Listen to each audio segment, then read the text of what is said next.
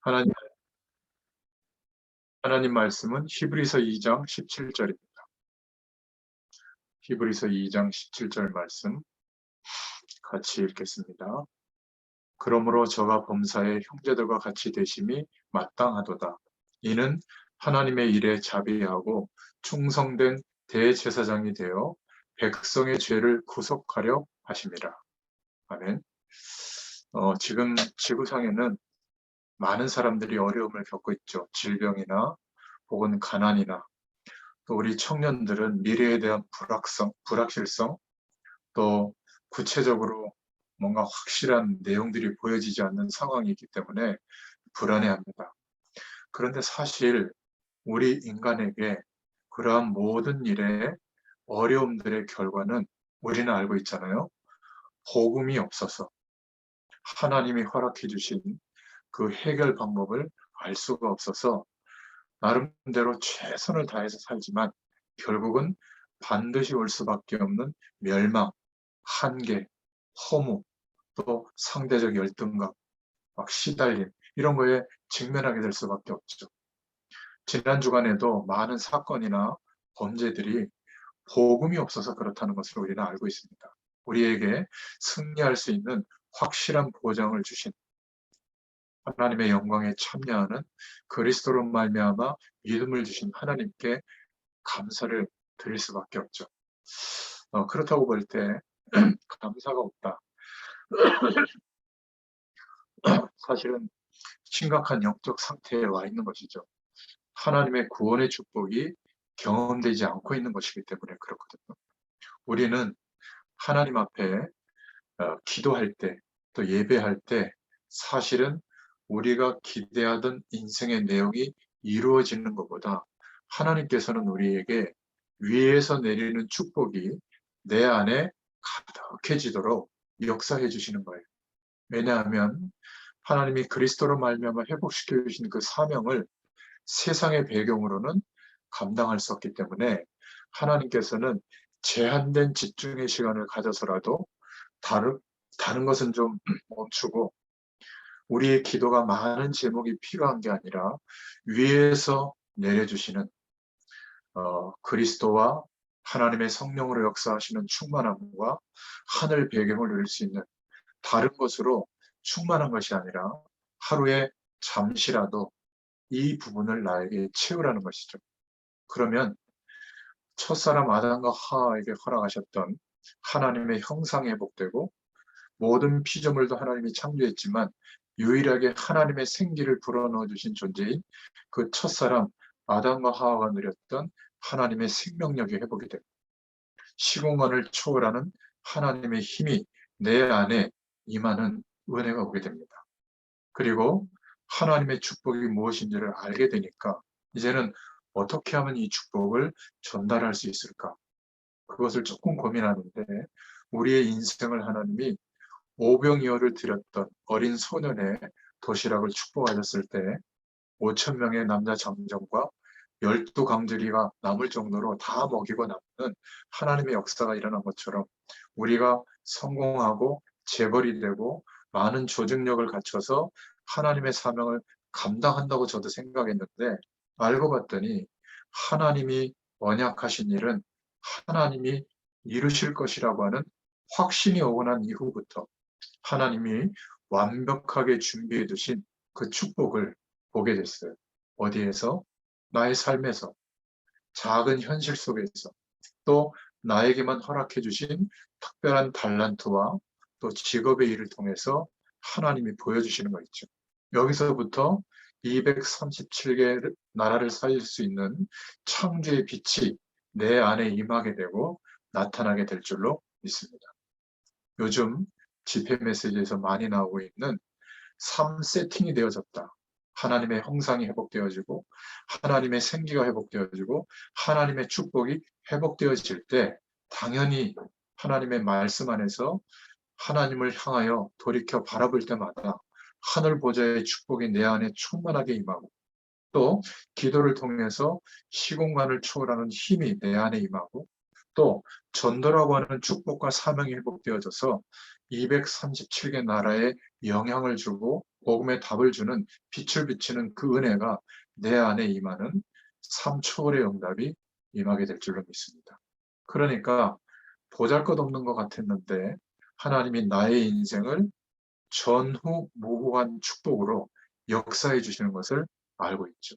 이때부터 나의 하루가 소중해지고 나에게 허락되어진 많은 일들과 어려움들 속에 하나님이 준비하신 길들이 보이기 시작합니다.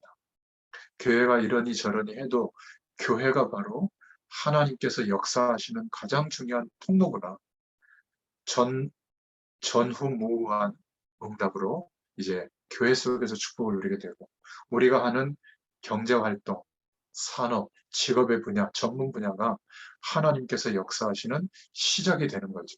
이런 은혜가 우리에게 있게 될 줄로 믿습니다. 그래서 어디에 있든 어떤 삶을 살든 하나님과 소통될 수 있는 나만의 내용, 리듬감, 아니면 나만의 어떤 기도하는 내용, 방법, 이런 것들이 청년의 때에 삶을 살아가는 규례로 찾아져야 될 줄로 믿습니다. 그렇게 되도록 하나님이 때로는 답답하기도 하고, 때로는 먼 미래가 막연하게처럼 보이지만, 말씀을 따라 모든 것을 좀 멈추고, 여기에 집중하는 은혜의 시간을 갖게 될 때, 이제 하나님의 말씀을 듣는데 개념으로 끝나는 것이 아니라 그 말씀이 실제로 나의 모든 삶에 역사하는 길이 되고 답이 되고 성령으로 충만한 결과가 나타나는 이런 것들을 보게 될 줄로 믿습니다.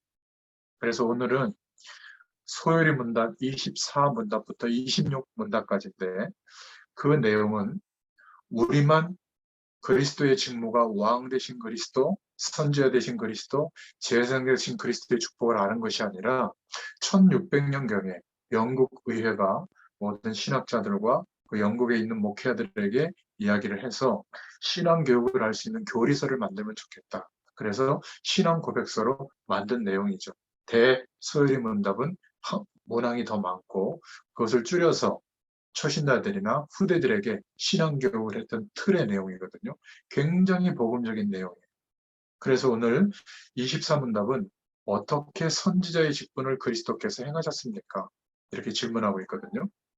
그 답은 그리스도께서 선지자의 직분을 행하시는 것은 우리를 구원하시고자 하시는 하나님의 뜻을 그 말씀과 성령으로 말미암아 우리에게 미리 나타내시는 것입니다.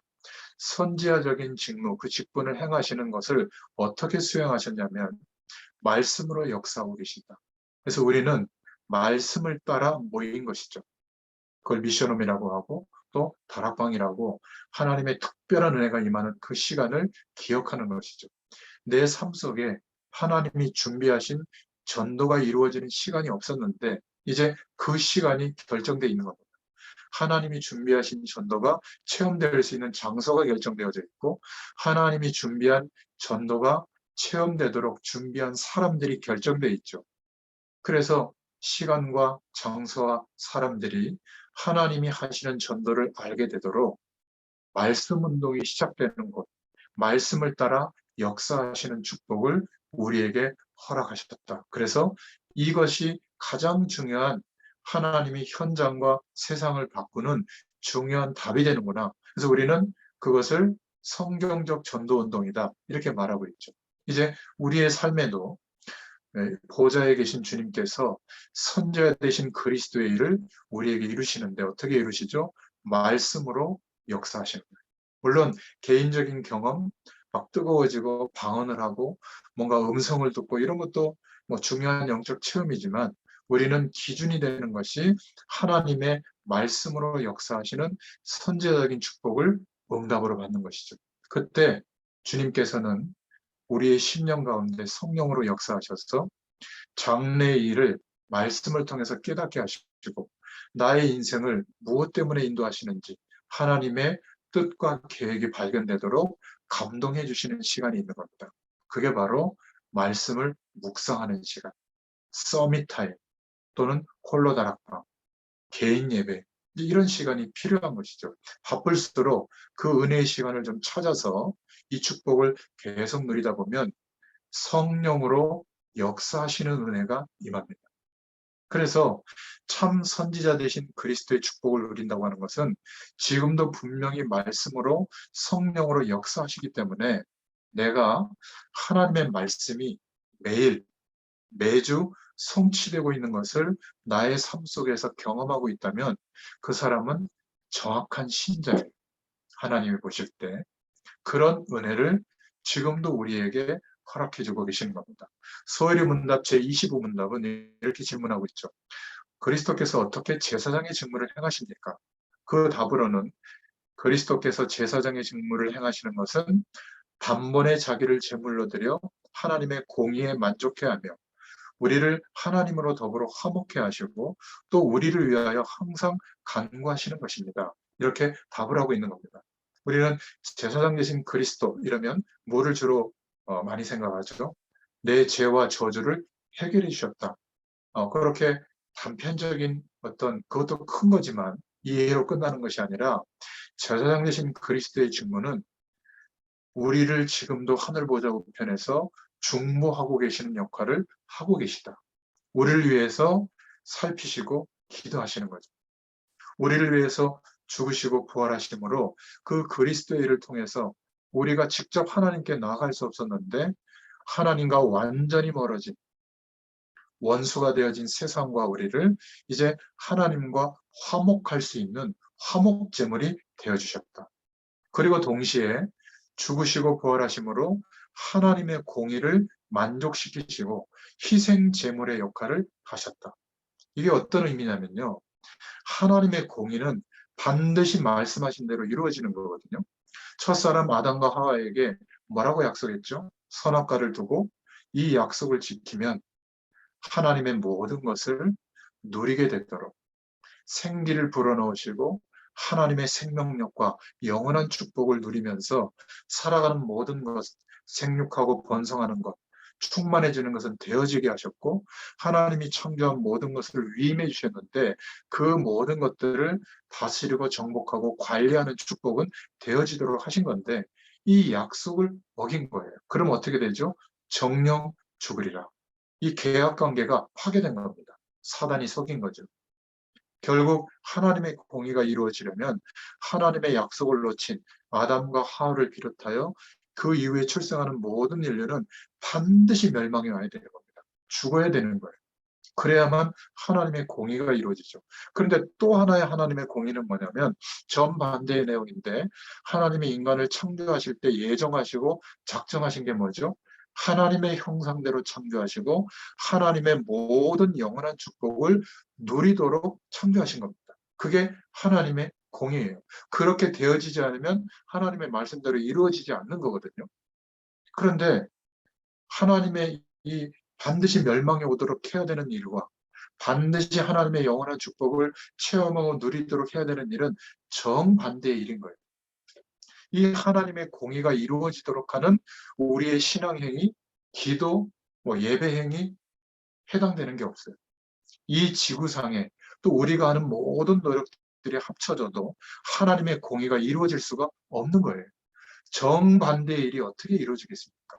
그래서 하나님이 천지를 창조하는 것보다 더 어렵지만 재창조의 능력으로 성자, 독생자로 이 땅에 오실 것을 계획하시고 우리가 하나님을 만날 수 없는 상태이기 때문에 만나 주시는 우리 역사의 시간 안에 우리와 똑같은 육체의 몸을 입고 이 땅에 오시는 것 불가능한 일인데 그 일을 약속하셨고 이루신 겁니다. 성육신하신 것이죠. 왜요? 그것만이 우리를 구원하는 길이 되니까. 그래서 모든 유대인들은 어떻게 메시아를 기대했냐면 모든 민족과 열방을 자기 민족 아래 무릎 꿇게 하고 만왕의 왕으로 통치하고 이스라엘 민족이 다스리는 세상에서 어마어마한 축복을 허락하시는 그런 메시아로 기대했는데 자기들이 기대한 메시아는 정반대 일을 한 거예요. 죄와 사망의 법에 굴복하고 죽은 겁니다. 십자가형을 받은 거죠. 그러니까 소망이 다 끊어지고 이분은 훌륭한 분이다. 선지자 중에 하나다 이렇게 생각했지 예수 그리스도의 일에 대해서 아무도 몰랐던 겁니다. 수제자 베드로도 예수님이 십자가 질 것을 말씀하니까 안 됩니다 하고 가로막았잖아요. 그때 예수님이 뭐라고 얘기했죠? 사단아 물러가라. 얘기할 정도였지 않습니까? 왜 예수님이 십자가에 죽으셔야 되는가? 모든 죄와 사망의 법 아래는 하나님 만나는 길이 없는데 우리가 죄와 사망의 법 아래서 멸망받아야만 다시 사는 길이 있는데 멸망받으면 사는 길이 열려질 수가 없죠. 그건 불가능한 겁니다. 그래서 창조주 하나님이 말씀이 육신이 되어 육체는 우리와 같이 영은 하나님이신데 독생자로 오셔서 죽으신 겁니다. 생명의 근원 되신 하나님이 어떻게 사망의 길로 갈 수 있느냐? 불가능한 일인데 재창조의 능력으로 완성하셨죠. 그래서 요한복음 19장 30절에 다 이루었다고 말씀합니다. 이제 예수님이 하신 그 일을 믿을 때 예수님과 함께 나는 죽은 적이 한 번도 없지만 죽은 존재로 하나님이 인정하시는 영적인 일이 시작된 거죠. 그래서 세상에서 우리의 인생 문제에서 해방됐다고 표현하는 거예요. 내가 예수님과 함께 그 죽으심에 연합되어져서 죽은 존재라고 하는 사실을 인정하지 않으면 어떻게 되죠? 아직 복음의 시작이 안 된 겁니다. 여전히 이 땅에서 사는 동안에 어떻게 행복하고 잘 될까를 기대하는 기대감이지 말씀도 수단이 되고 하나님의 은혜도 수단이 될 뿐이죠. 그리스도로 말미암아 하나님이 다시 회복시켜 주신 그 생명의 축복, 하나님의 영광에 참여하는 축복을 기대하는 목적이 아닌 것이죠. 그거는 그냥 우리의 수단일 뿐이에요. 그러니까 시공간을 초월하는 역사가 나타나야만 전도의 문이 열리거든요. 하나님이 하시는 전도의 길과 우리의 인생이 만나게 되는 게 전도예요. 쉬운 겁니다. 그래서 하나님은 지금도 제사장의 직무를 이루고 계신다. 복음의 내용을 붙잡고 예수 그리스도의 이름을 가지고 하나님을 바라볼 때 이 제사장의 축복이 우리에게 임하셔서 주님이 중보하신 대로 우리가 하나님의 축복을 받게 되고요. 또 우리가 하나님께 당당히 어떤 죄의 유혹에 굴복했을지라도 당당히 하나님과 함께하는 화목할 수 있는 축복을 중보되신 주님이 우리를 통해서 역사해 주시는 것이죠. 우리가 직접 하나님을 막 만나는 게 아닙니다. 그러니까 목사님의 설교로 하나님을 만나는 것은 천주교 사상이에요. 그렇잖아요. 사제들을 통해서만 하나님을 만났거든요. 아닙니다. 지금은 중보자 되신 예수 그리스도를 의지하여 모든 사람들이 하나님을 향할 수 있는 겁니다. 성삼의 하나님과 함께하는 은혜, 화목할 수 있는 은혜가 임하고 있는 것이죠. 그리고 주님은 하나님의 공의를 만족시키는 희생제물이 되어 주셨기 때문에 우리를 위해서 죽으시고 부활하신 예수 그리스도의 공로를 의지할 때 정결해지고 또 동시에 부활하신 주님의 영에 연합되어져서 영원한 하나님의 축복을 당당히 누릴 수 있는 그 축복이 나타나는 겁니다. 이때 복음은 개념으로 멈춰 있는 게 아니라 우리에게 능력이 되고 세상의 어떤 것보다 우리의 가장 중요한 기업의 내용으로 믿음의 근거로 신앙 고백을 하게 되고 이 깨닫고 누리게 되는 이 축복을 어떻게 하면 전달할 수 있을까를 가지고 살아가게 되는 것이죠. 그게 사명을 감당하는 것입니다.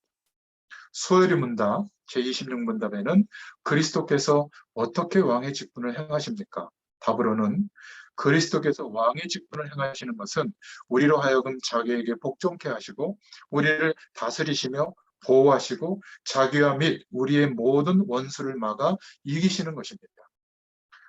왕 되신 그리스도를 우리가 생각할 때 예수 이름으로 사단은 꺾여라, 떠나라 이렇게 축기할 때만 쓰는 그런 그리스도의 직분의 의미가 아니죠. 물론 예수 이름으로 기도하면 왕 되신 그리스도의 능력이 나타납니다. 그런데 더 중요한 것은 우리의 삶 속에 함께 하시는 주님을 주인 정도로 아니라 왕으로 인정할 때 어떤 삶을 살게 되죠? 주님께 복종하게 됩니다. 우리가 우리 인생의 왕 되신 그리스도를 영접하고 왕으로 주님을 인정할 때 복종하는 인생관을 갖게 될 때 그때 비로소 복종하는 하나님의 백성들을 주님은 다스려 주시는 겁니다. 주님의 다스리심이 내 삶에 어떤 특정한 행위 때문에 나타나는 것이 아니라 왕으로 모시고 신앙 고백하는 자들에게 하나님의 다스리심이 나타나는 거예요. 그리고 보호하시는 축복이 나타나는 겁니다.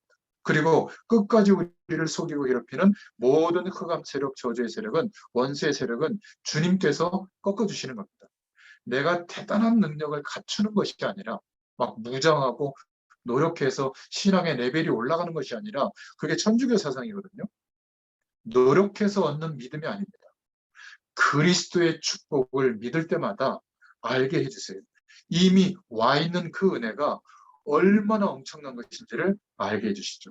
그 시작은 우리 인생의 주인으로, 왕으로 주님을 인정할 때, 복종할 때, 하나님의 다스리심과 보호하심과 원수의 세력을 꺾어주시는 권세가 나타나게 될 줄로 믿습니다. 이 사람이 예수님의 이름으로 저주의 배경을 두고 기도하고 선포하잖아요. 반드시 흑암 세력은 꺾입니다.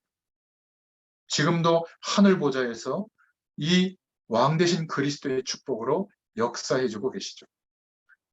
사도행전 15장 16절에 보면 다윗은 실패했지만 거기에 보면 이런 신앙 고백이 나오죠. 이후에 내가 돌아와서 다윗의 무너진 장막을 다시 지으며 또 그 퇴락한 것을 다시 지어 일으키리니.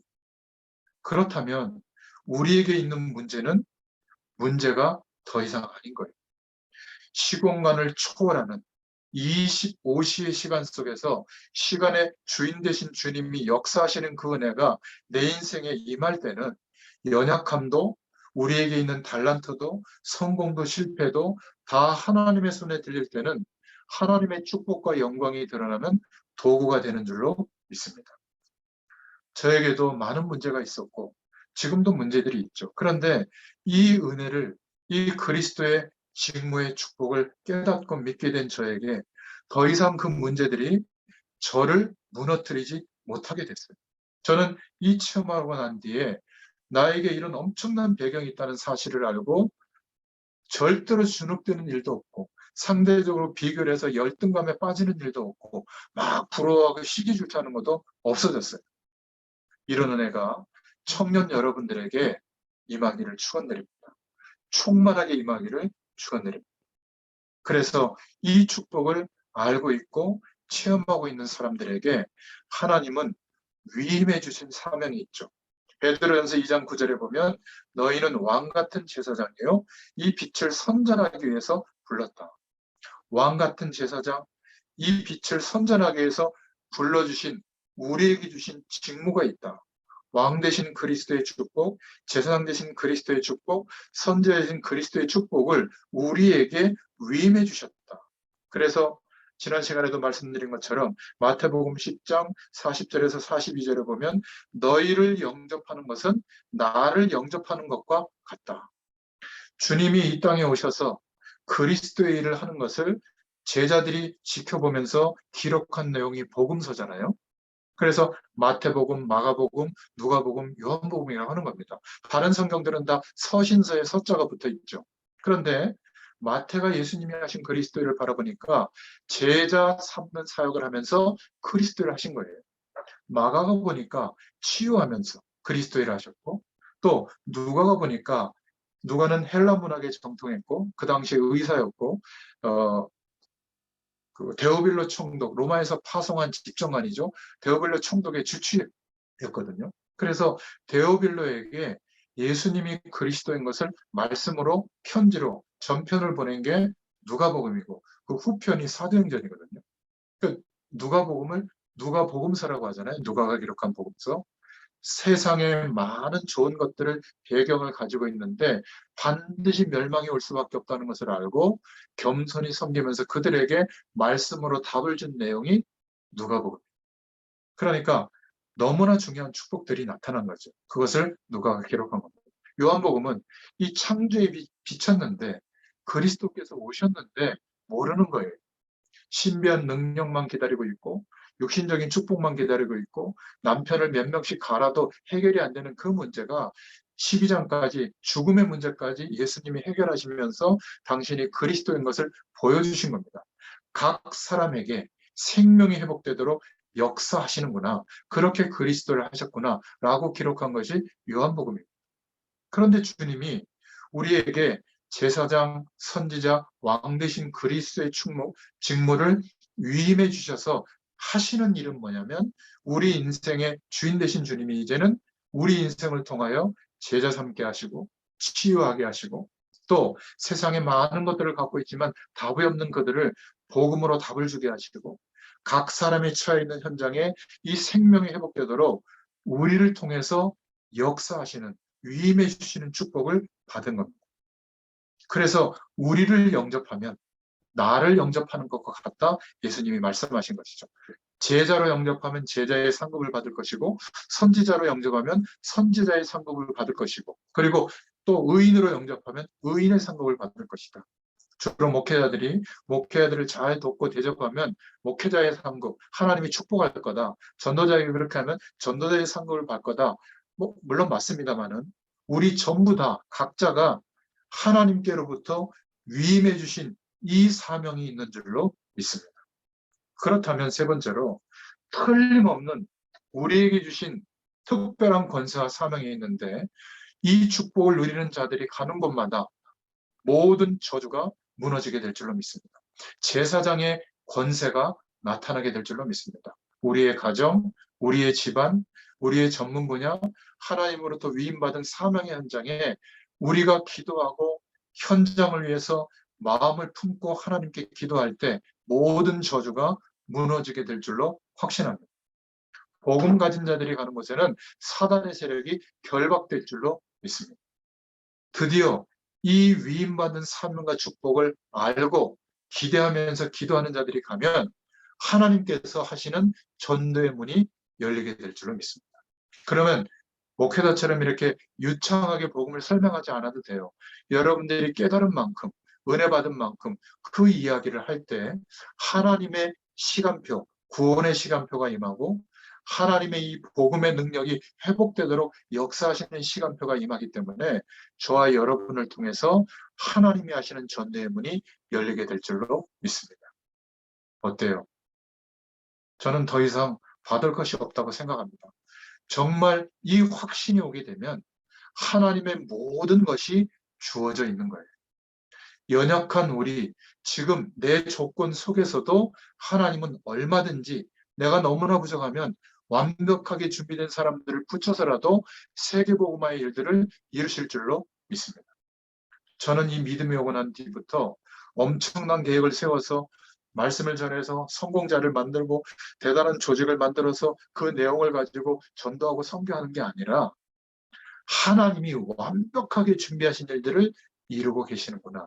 하나님이 찾는 사람은 이 그리스도의 직무가 우리에게 위임되어졌고 이제는 어마어마한 축복의 사명이 주어진 것을 알고 확신하는 그리고 3초월의 응답이 오는 그 사람들에게 여호와의 신에 감동된 자에게 하나님이 문을 여시는 것이 시작이구나. 초대교회가 그렇게 시작됐거든요. 그 응답이 우리에게도 시작돼야 될 줄로 믿습니다. 그런데 여기서 질문할 게 있죠. 그런데 왜 난 안 될까? 물론 요셉의 경우는 13년 동안 안 되었거든요. 그래서 하나님의 시간표가 있다. 이렇게 생각할 수 있지만 열심히 기도하고 예배도 드리고 막 그러는데도 뭔가 불안하고 염려가 많고 뭔가 걱정이 되고 왜 이렇게 조급해지고 그럴까? 그 이유는 불신앙 때문입니다. 불신앙은 특별히 잘못한 게 아니라 하나님이 계신데 말씀하신 그것을 하나님이 분명히 이루실 것인데 하나님이 그때 안 계신 것처럼 생각하는 거예요. 그래서 내가 배우고 경험했던 거 그런 방법들을 가지고 열심히 노력하고 사는 것 불신앙입니다. 하나님이 계시다면 하나님이 말씀하신 것을 이루시는 게 맞다면 다른 선택을 하겠죠. 그래서 마지막까지 활동하는 사단은 하나님이 안 계신 것처럼 생각하고 노력할 때 그 불신앙을 통로로 삼고 완전히 우리의 마음과 생각과 인생관을 장악하는 거예요. 그러니까 사람들의 그 시선 하나를 못 이기는 겁니다. 그 불편한 것을 못 이기는 거예요. 이런 엄청난 축복을 받았는데도 불구하고. 그런데 기억하시길 바랍니다. 불신앙은 사단이 활용하는 통로지만 하나님이 계시는 게 맞고 하나님의 말씀은 하나님이 이루신다는 걸 내가 믿을 것이다 라고 신앙을 고백하면 믿음을 선택하면 하나님의 성령이 역사하는 통로가 되는 겁니다. 그래서 우리는 주님 오실 때까지, 재림하셔서 사단이 완전히 결박되고 지옥에 갇힐 때까지는 오직 믿음을 선택해야 될 줄로 믿습니다.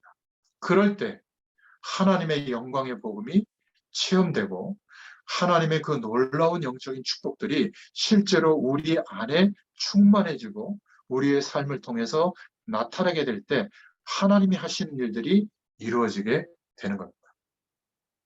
너무 불신앙이 많은 것 같아요. 하나님이 안 계시는 것처럼 우리가 걱정하고 우리가 선택한 방향으로 노력하는 게 너무 많은 것 같아요. 사명도 마찬가지입니다. 하나님은 우리의 돈, 우리의 노력, 우리의 열심 때문에 하나님의 일이 되고 안 되고 그렇지 않아요. 하나님은 언약하신 일들을 하나님은 계속 역사의 시간 속에 하나님이 정해진 그 지점까지 마지막 시간까지 모든 민족에게 이 복음이 증거되도록 역사하고 계세요. 이것을 믿고 나아가는 자들에게 하나님이 보여주시고 하나님의 주권적인 역사와 우리의 인생이 만나게 하시는 겁니다. 이때 눈이 열리게 되는 것이죠. 그러니까 전혀 우리에게 도움이 안 된다고 생각했던 나면서 안진뱅이로 빌어먹고 있는 그런 안진뱅이. 눈이 열려지니까 그 안진뱅이를 통하여 하나님의 역사가 나타날 것을 기대하고 내게 있는 그리스도를 이야기하죠. 인생 전체의 문제가 해결됐고 구원받았죠. 그것 때문에 재판이 벌어집니다. 그런데 재판정 앞에서 계집아이가 말했을 때도 도망갔던 베드로가 죽음을 각오하고 담대히 자기에게 임한 그리스도의 축복을 설명하는 겁니다. 다른 이름을 주신 적이 없다. 그리스도, 예수 그리스도 외에. 그 말을 듣고 다 찔려서 그중에 남자 장정만 5천 명이 죽게 돌아오는 역사가 일어났잖아요. 그 안진뱅이 뒤에 하나님이 준비한 전도의 문이 있는 줄을 몰랐죠. 우리는 돈 많은 사람, 발이 넓은 사람, 인맥이 많은 사람, 훌륭한 사람, 이 사람이 복음으로 변화되어지면 큰 문의 역할을 할 것이다. 물론 그럴 수도 있겠죠. 근데 하나님이 준비하신 전도의 문은 다르더라고요. 그래서 저는 이것을 현장에서 보고 난 뒤에 저의 기준은 내려놨어요. 복음을 심부름할 때 하나님이 어떻게 반응하시는가 이거를 보고 그 다음 전도의 스텝을 인도받게 되어졌죠. 여러분 기억하시기 바랍니다. 불신앙은 아무것도 아닌 것 같지만 이게 계속 쌓이면 절대로 믿음이 회복되지 않아요.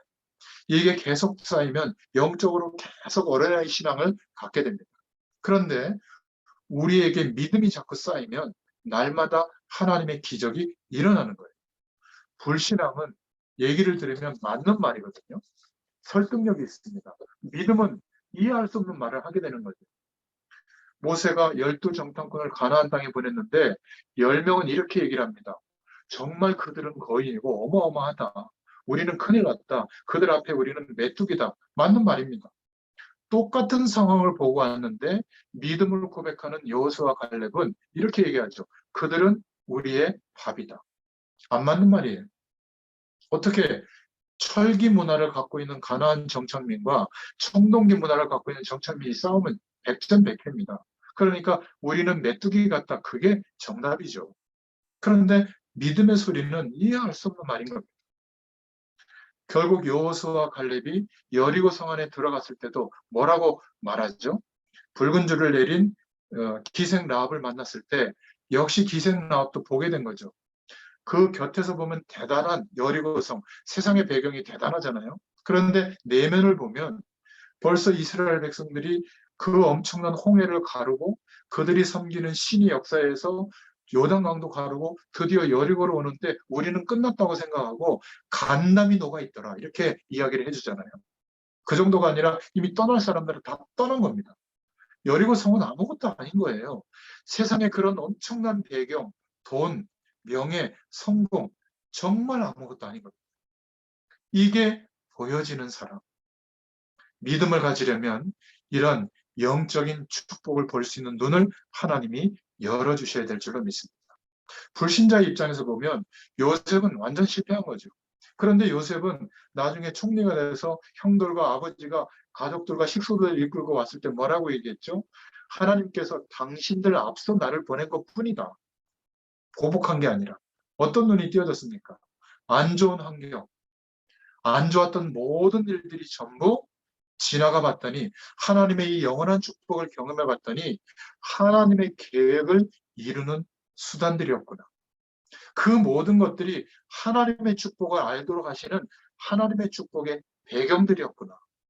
여러분, 이 눈이 열려져야 될 줄로 믿습니다. 청년의 시절에 이 눈이 열려져야 믿음을 선택하고 하나님이 인도하시는 길로 복종하고 순종하며 나아갈 수 있는 겁니다. 그래야 저와 여러분의 부여받은 사명, 렘넌트의 사명, 7천 전문 현장을 살릴 사명, 세계복음화의 언약의 바톤을 받은 사명, 그 사명이 우리를 통해서 시작될 줄로 믿습니다. 여러분, 불신앙을 자꾸 하면 우리 마음에 막 벌레가 몇백 마리가 붙어 있다면 끔찍하죠.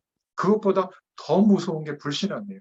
왜냐하면 암세포보다 더 무서운 것이 그거를 통하여 하나님이 안 계신 것처럼 생각하고 판단하는 내용을 통해서 파고드는 게 사단의 역사거든요. 우리가 믿음을 가지고 기도할 때 반드시 주의 성령께서 역사해 주실 줄로 믿습니다.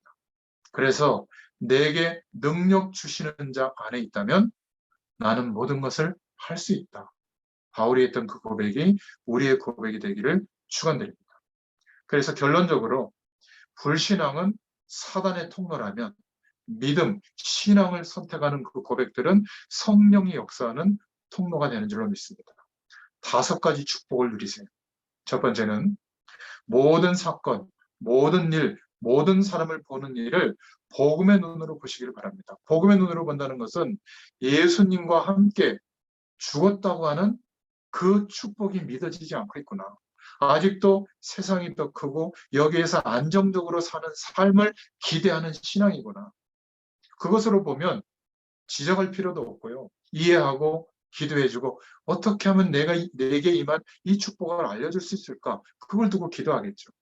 우리 자신을 볼 때도 무엇이 안 돼서 힘든 게 아니라 복음으로만 회복되어지는 이 영원한 축복이 체험되지 않고 있기 때문에 힘든 거구나.